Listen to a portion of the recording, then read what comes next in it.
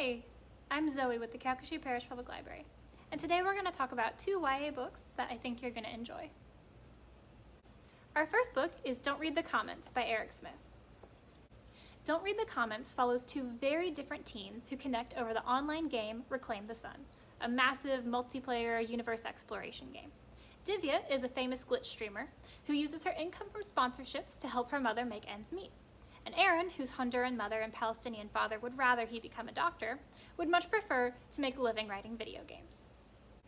During streams, Divya shares her in-game coordinates with her viewers so they can join her and discover planets together. But on the latest scheduled stream, their armada is attacked by a group of trolls calling themselves the Vox Populi. They murder Divya's character, forcing her to respawn without any possessions halfway across the universe. And when Divya logs off in frustration, she receives an email from her attackers containing a photo of her residence, a thinly veiled threat of real-world violence if she doesn't cease streaming. In her struggle to start from scratch, leveling up and rebuilding her ship, she runs into Aaron on an undiscovered planet, and their friendship begins. Chapters alternate between these two protagonists, but Eric Smith uses it here for a very particular purpose. While Aaron has a distinct character struggle of his own, his friendship with Divya allows him to provide a script for kids who are witnessing online harassment. Smith gives a painfully realistic portrayal of the sexism and racism that runs rampant in online game communities. It's the most horrifying and vital part of the story because it's such an accurate representation of a very real problem.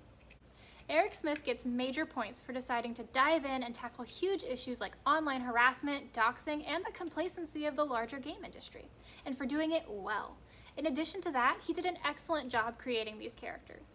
Authors can have a hard time capturing teen language and culture without it feeling really cringy, but Eric Smith inserted just enough slang to anchor the characters without it feeling forced. He also skillfully pulls from relevant video games. Gamers will recognize Reclaim the Sky as an alternate version of No Man's Sky. But should you have no idea what that is, Smith gives just enough story and technical detail to keep you from feeling confused or overwhelmed. While the video game references are prominent, they aren't integral to the story and won't make non-players uncomfortable. This was definitely one of my favorite YA books from 2020. I was sincerely invested in Divya and Aaron's struggles, and I was horrified every time the Vox Populi made a move. Our second book is Slay by Brittney Morris. 17-year-old Kiera is a model student, a young black girl desperately trying not to stand out at her mostly white school. But she's also the sole creator of Slay, a massive online card-based RPG designed specifically for black gamers. None of her friends or family knows that she plays, let alone that she's the game designer, and Kiera doesn't plan on telling them.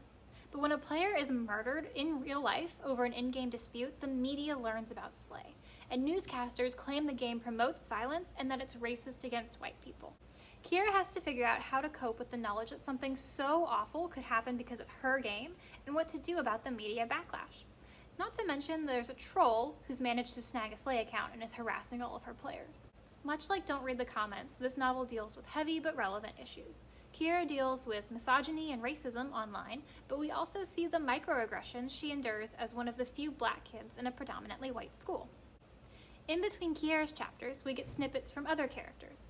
Random players expressing how Slay has changed their lives for the better, and it's a relief to see Kiera's struggles in contrast to all the good her game is doing. This book was really well done, and has even been nominated as one of the titles on next year's Louisiana Teen Reader's Choice list. If either of these titles sound good to you, you can find them at the Calcasieu Parish Public Library. Thanks for watching, and check back each week for more videos.